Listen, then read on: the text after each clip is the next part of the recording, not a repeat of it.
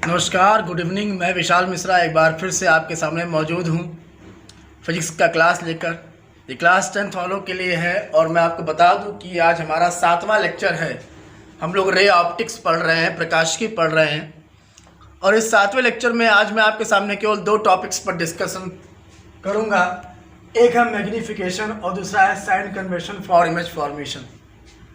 ये मैग्नीफिकेशन पिछली क्लास का जब मैंने वीडियो डाला तो उससे देखने के बाद एक लड़की है सौम्या शुक्ला, उसका क्वेश्चन था कि सर मैग्नीफिकेशन के बारे में कुछ बताइए, आवर्धन क्या होता है उसके बारे में कुछ बताइए। तो उन्हीं का क्वेश्चन है, तो उसकी चर्चा मैं भी आगे करूँगा। उसके बाद दूसरा टॉपिक जो मेरे पास है वो है sign convention for image formation.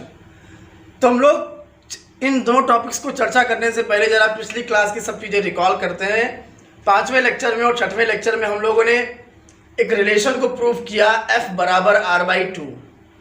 हमने प्रूव किया F बराबर r/2। इसका मतलब था कि किसी भी दर्पण के लिए, मतलब अवतल दर्पण के लिए या उत्तल दर्पण के लिए, फॉर अ कॉन्वेक्स मिरर और a concave mirror we can write as F is r/2। यानी कि उस मिरर की जो फोकल डिस्टेंस होती है, जो फोकस दूरी होती है, वो उसकी वो उसकी रेडियस ऑफ कर्वेचर की आधी होती है। या हम ये कह सकते हैं कि कॉन्वेक्स मिरर या कॉनकेव मिरर का जो रेडियस होता है, रेडियस ऑफ कर्वेचर होता है, वो फोकल लेंथ का 2 टाइम्स होता है। ये सब चीज़ें बच्चा हम लोग फोकस कर चुके हैं पिछली 2 क्लासों में, 5वें लेक्चर में और 6वें लेक्चर में। मैंने पिछले 4 लेक्चर का जिक्र इसलिए नहीं किया क्योंकि उसमें थ्योरी ज़्यादा थी। पिछले दो लेक्चर से हम लोग कुछ मैथमेटिकल वाली चीज़ें कर रहे हैं। एक बच्ची शालिनी पांडे, उसका क्वेश्चन था कि सर न्यूमेरिकल अभी नहीं लग रहा है। तो बेटा आपसे बता दूं कि न्यूमेरिकल आपके 2 लेक्चर के बाद लगेंगे। जब मैं 2 लेक्चर आपको दे दूंगा तो आप उसके बाद बिंदास आप न्यूमेरिकल लगा सकते हैं।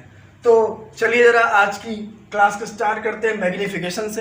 तो मैग्नीफिकेशन क्या होता है, आवर्धन क्या होता है, ज़रा इस पर हम लोग थोड़ी सी चर्चा करते हैं। बच्चे ये चैप्टर हम लोग पूरा पढ़ रहे हैं, प्रकाश और इससे संबंधित चीज़ें जैसे कि दर्पण, मिरर। तो दर्पण का रोल क्या होता है, मैंने आपसे कहा था कि दर्पण का रोल होता है अपनी इमेज को हम लोग देखते हैं, या हमें जिस चीज़ की इमेज देखनी है। मान लो अगर हमें इस मार्कर की इमेज देखनी है तो इसको हम लोग दर्पण के सामने रखेंगे और हमें इसका प्रतिबिंब दिख जाएगा, इसका इमेज दिख जाएगा। तो ये सब चीज़ें हम लोग पढ़ रहे हैं। तो अब ये जो मैग्नीफिकेशन वर्ड है ये इसी इमेज की वजह से ही आया। अच्छा, आपने देखा होगा कभी कभी किसी की इमेज बड़ी बन जाती, कभी कभी उसकी इमेज बहुत छोटी बन जाती। अक्सर आप रोड पर जब चलते होंगे गर्मियों के टाइम पे, पैदल चलते होंगे, तो आपकी इमेज आपको आपके पीछे या आपके बगल में छोटी दिखती होगी, लेकिन रात में वही इमेज काफ़ी बड़ी हो जाती है। या आप दिखते होंगे जैसे जैसे दिन ढलता है आपकी इमेज काफ़ी बड़ी होती हुई चली जाती है। तो यानी ये कहीं ना कहीं इमेज का छोटा होना, बड़ा होना, ये है क्या? तो बच्चा यही होता है आवर्धन। यानी कि किसी भी वस्तु का जो प्रतिबिंब बन रहा है, किसी भी वस्तु का जो प्रतिबिंब बन रहा है, उस प्रतिबिंब की जो हाइट होती है, वही होता है हमारा आवर्धन। यानी कि उसकी हाइट छोटी बन रही कि बड़ी बन रही है, यानी कि हाइट का कैलकुलेशन करना ये हमारा क्या होता है बेटा, ये हमारा रेखीय आवर्धन होता है क्लियर? इसका जो फॉर्मूला होता है वो होता है m = h'/h। क्या होता है? m = h'/h। अब ये h' क्या होता है? h' = height of image. क्यों बेटा? जाहिर सी बात है कि आप जो इमेज बनाओगे उसकी कुछ ना कुछ हाइट आई है। अगर मैं इस मार्कर की इमेज किसी मिरर पे बनाऊंगा तो मार्कर की एक वास्तविक ऊंचाई तो है ही है। मान लो भाई जो भी हो, मान लो 10 सेंटीमीटर का मार्कर है। अब इसकी इमेज बनाओगे तो 10 भी बन सकती है, 8 भी बन सकती है, 12 भी बन सकती है, 15 भी बन सकती है। तो जो h' है वो क्या? हाइट ऑफ इमेज, यानी जो प्रतिबिंब हमारा बना है उसकी ऊंचाई है। और h हमारा क्या होता है? हाइट ऑफ ऑब्जेक्ट, यानी जिस ऑब्जेक्ट की बच्चा हमें इमेज बनानी है वो हमारा होता है h। तो फॉर्मूला क्या होता है? m = h'/h। और m क्या होता है? आपका होता है मैग्नीफिकेशन।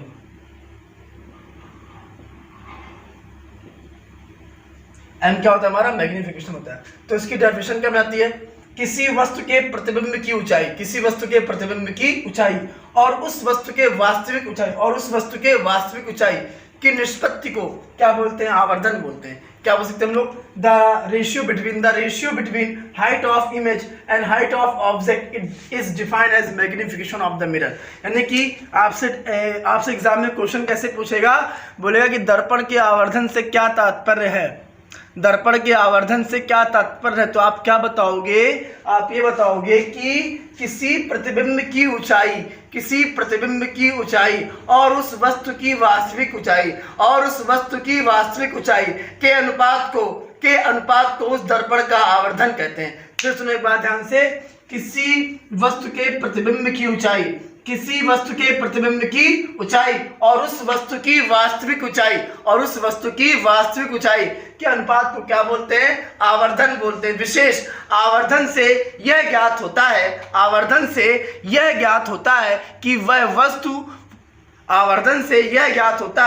वस्तु का प्रतिबिंब वस्तु से छोटा बनेगा या बड़ा बनेगा। तो ध्यान रखिएगा, आवर्धन से क्या ज्ञात होता है, आवर्धन से आप केवल इतना ही पता लगा सकते हो कि जो इमेज की हाइट है वो ऑब्जेक्ट की हाइट के बराबर बनेगी कि उससे छोटी बनेगी कि उससे बड़ी बनेगी। यानी कि by the magnification we can जज the height of any image. हम लोग किसी भी इमेज की हाइट को डिक्लेयर कर सकते हैं, किससे, मैग्निफिकेशन से। है क्लियर, कोई दिक्कत? दूसरी बात, मैग्निफिकेशन का कोई यूनिट नहीं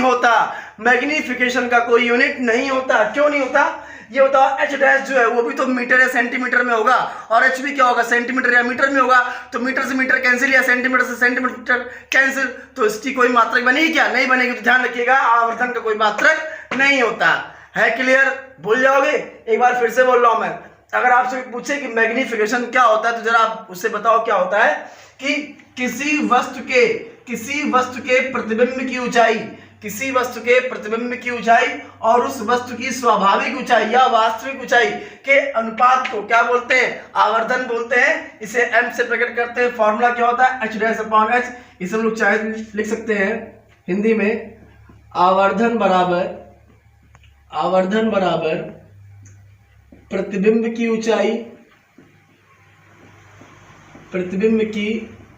ऊंचाई और मेरे प्यारे बच्चे वस्तु की वास्तविक ऊंचाई। है क्लियर, कोई दिक्कत? तो इसे आप भूल जाओगे ना, कि नहीं भूलोगे ना, तो इससे फटाक से आप कॉपी कर लो। फिर मैं आता हूं आज के नेक्स्ट टॉपिक पे। It is the most important topic.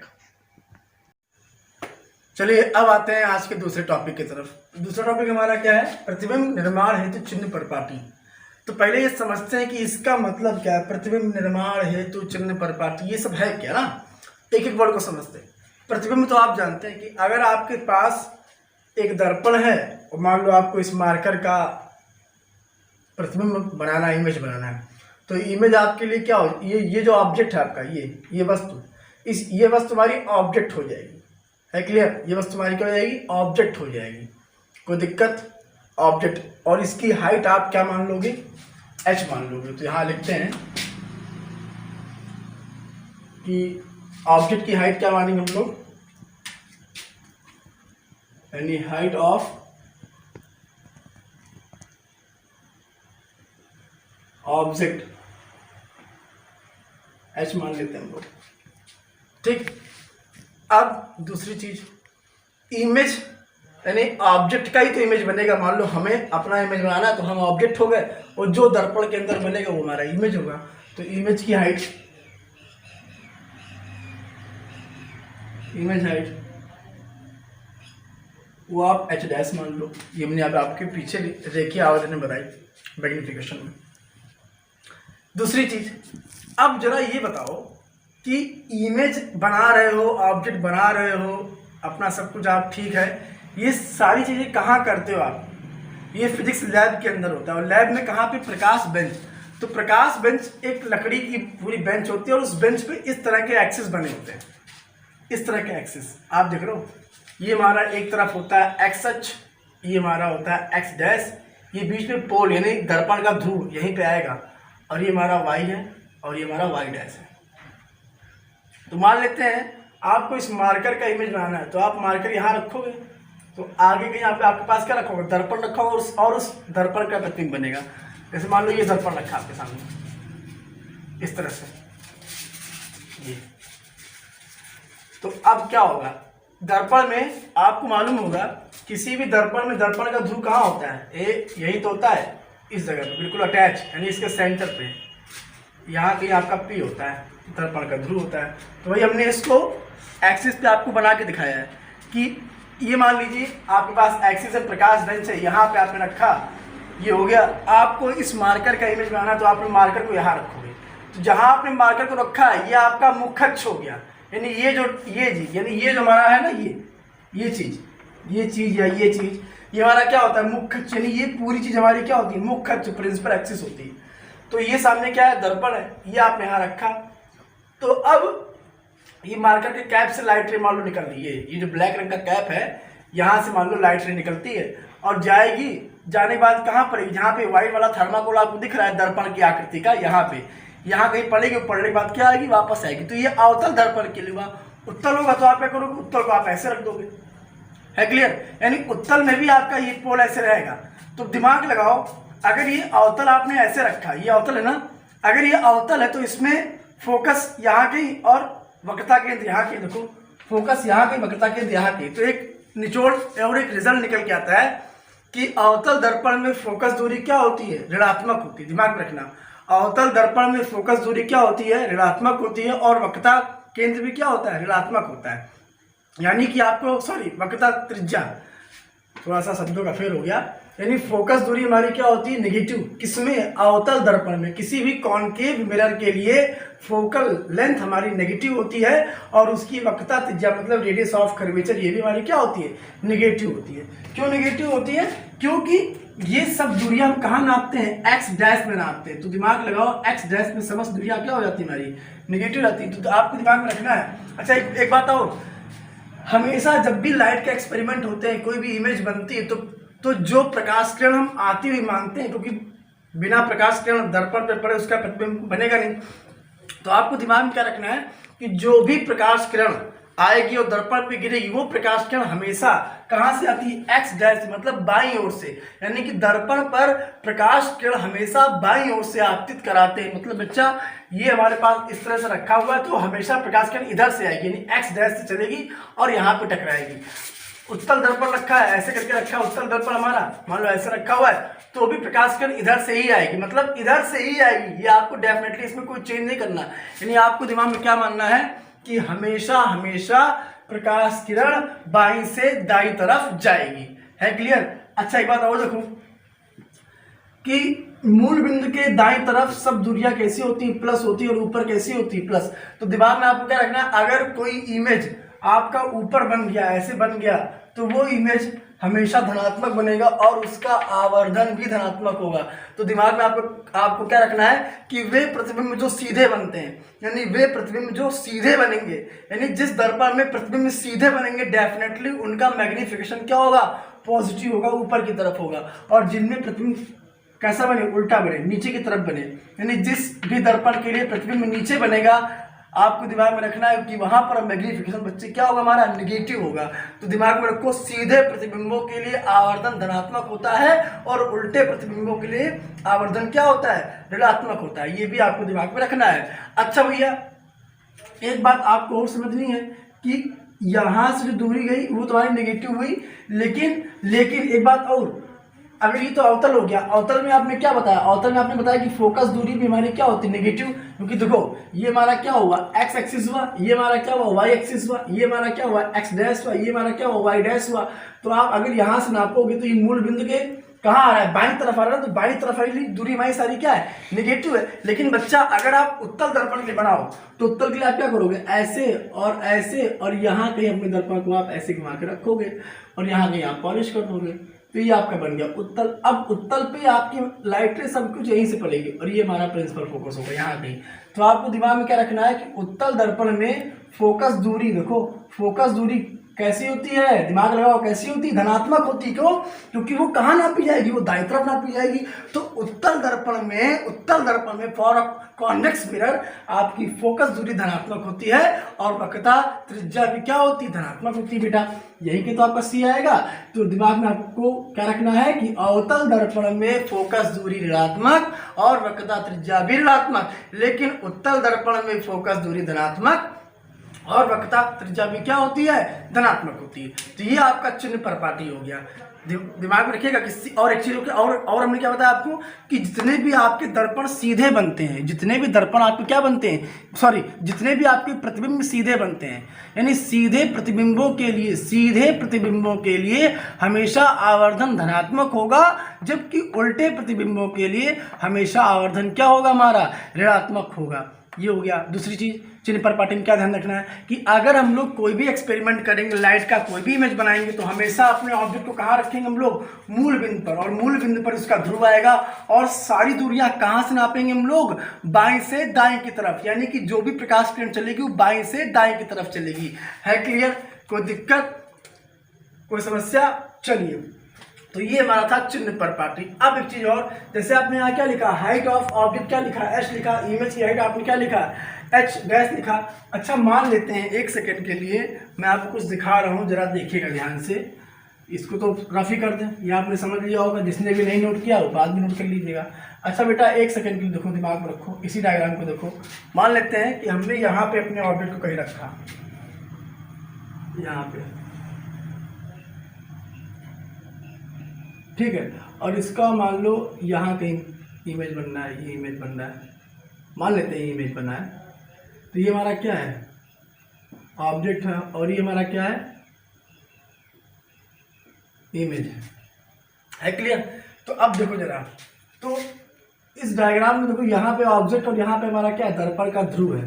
तो ऑब्जेक्ट और दर्पण के ध्रुव, बहुत इंपॉर्टेंट बात बता रहे हैं, ऑब्जेक्ट और दर्पण के ध्रुव के बीच की जो दूरी होती है उसको लिखते हैं यू से। दिमाग में रखिएगा, क्या रखिएगा कि distance between object to mirror, इसे किससे दिखाते हैं हम लोग, यू से दिखाते हैं। यानी कि हमेशा वस्तु और दर्पण के बीच की दूरी को किससे दिखाते हैं, यू से दिखाते हैं। अच्छा, एक बात और देखो, ये हमारा ऑब्जेक्ट है और ये जो हमारा बना हुआ है ये हमारा क्या है, इमेज है। तो ऑब्जेक्ट और ये दर्पण, इसके बीच की दूरी को तो गुरुजी आपने यू बता दिया, ठीक है। अब ये हमारा क्या बनना है, देखो दिमाग से, ये हमारा क्या बनना है, इमेज बनना है, और ये हमारा क्या है, दर्पण है। तो इमेज और दर्पण यानी कि प्रतिबिंब और दर्पण के बीच की दूरी को किससे लिखते हैं, तो यहाँ देखो लिख रहा हूँ, distance between image to mirror, यानी कि distance between image to mirror, इससे किससे लिखते हैं हम लोग, वी से लिखते हैं। तो दिमाग में आपने क्या क्या यूज किया कि फोकल लेंथ, मतलब फोकस दूरी को किससे लिखते हैं हम लोग, स्मॉल एफ से लिखते हैं। रेडियस ऑफ कर्वेचर को, मतलब वक्रता त्रिज्या को कैपिटल आर से लिखते हैं, एफ बराबर r/2, पिछली क्लास में पढ़ के आए थे। अच्छा, दूसरी चीज हम लोगों ने क्या लिखा वहां पे देखो, डिस्टेंस बिटवीन, यानी कि डिस्टेंस बिटवीन, साफ लिख देता हूं थोड़ा सा, distance between object to mirror, यानी कि इसका मतलब क्या होता है, वस्तु और दर्पण के बीच की दूरी को, इससे किससे लिखते हैं हम लोग, यू से लिखते हैं। किससे लिखते हैं हम लोग, यू से लिखते हैं। और तीसरा, पहला पॉइंट ये, चौथा पॉइंट होगा ये, तीसरा ये हो गया, और चौथा क्या हो गया हमारा, distance between image to mirror, distance between image to mirror, इसे किस लिखते हैं हम लोग, वी से लिखते हैं। ये आपके दिमाग में रखना है कि distance between object to mirror ये यू से, और distance between image to mirror ये किसे लिखते हैं हम लोग, वी से लिखते हैं।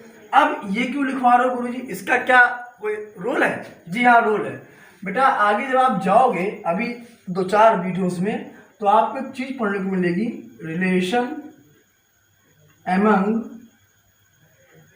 यू वी एंड एफ, यानी कि यू वी और एफ में क्या रिलेशन होता है, तो ये रिलेशन होता है 1/f बराबर 1/u प्लस 1/v। आपको दिमाग में याद होगा, मैंने दूसरे लेक्चर में फॉर्मूला लिखा था जब मैंने आपको समतल दर्पण का पूरा ब्यौरा दिया था और बताया था कि समतल दर्पण की फोकस दूरी क्या होती है, अनंत होती है। तो ये दिमाग में रखना है 1/f बराबर 1/u प्लस 1/v। ये u है और ये क्या है, v है। u में आपका ये कर्व नीचे होता है और v में कर्व ऊपर होता है, ठीक है। तो ये सारी चीजें आपको दिमाग में रखनी है इमेज फॉर्मेशन के दौरान, जब भी आप प्रतिबिंब का निर्माण करेंगे, ठीक है। मैंने क्या क्या बताया फिर से लेते हैं एक बार। हमेशा दर्पण को कहाँ रखेंगे, मूल बिंदु पर रखेंगे। दूसरी चीज, सारी प्रकाश किरणें कहाँ से आती हुई मानेंगे हम लोग, एक्स डैश से, मतलब बाएं से दाएं की तरफ।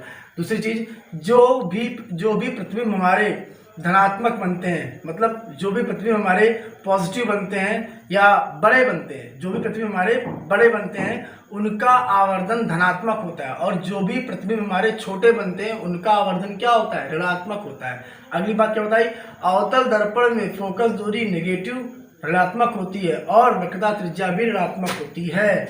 अगली बात क्या बताई, उत्तल दर्पण में फोकस दूरी धनात्मक और वक्रता त्रिज्या भी क्या होती है, धनात्मक होती है। इसको मैंने समझा के बताया है। उम्मीद करता हूँ कि ये सारी चीज़ें आपको बहुत बेहतर समझ में आई होंगी। इन्हीं सब चीज़ों के साथ मैं अपने वीडियो को अब कर रहा हूँ फिनिश।